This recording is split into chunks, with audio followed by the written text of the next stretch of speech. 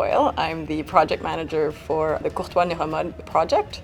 And the idea is actually to scan 6 participants really intensively in both the MRI scanner and the MEG scanner and see if we can use human brain data to get closer to something called generalized intelligence. What we have in the AI world is systems that are mathematically and computationally built. Often they do one task really, really well, but they struggle with other tasks. A really good example of this is video games. Artificial neural nets can often outperform humans in video games, but they don't really play in a natural way. An artificial neural net playing Mario Brothers, the way that it beats the system is by actually kind of gliding its way through as quickly as possible, and it doesn't like collect the pennies, for example.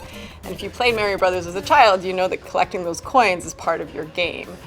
And so the idea is to get artificial neural nets to behave more like humans, so like we have this transfer of knowledge. It's just something that humans do really, really well and very naturally. It doesn't take 50,000 examples for a child to know the difference between a dog and a hot dog. One you eat, one you play with. But an artificial neural net can often take massive computational power and many examples before it understands that. Video games are awesome because when you do video game, you're doing a vision task constantly.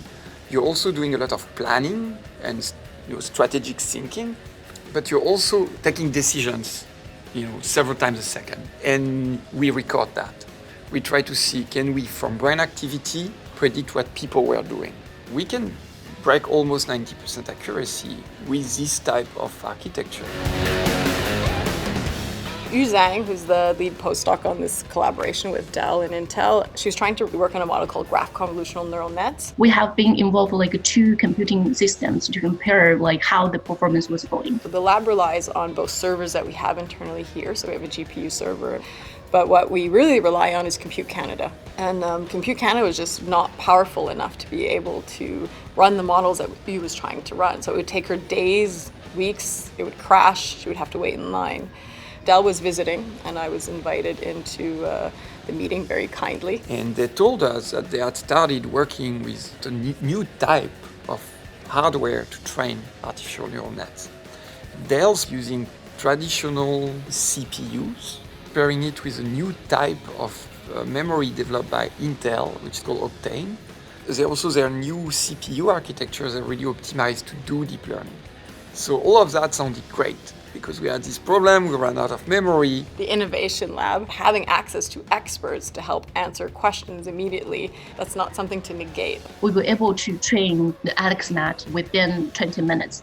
But before, if we do the same thing on the GPU, we need to wait almost for 3 hours to finish one epoch.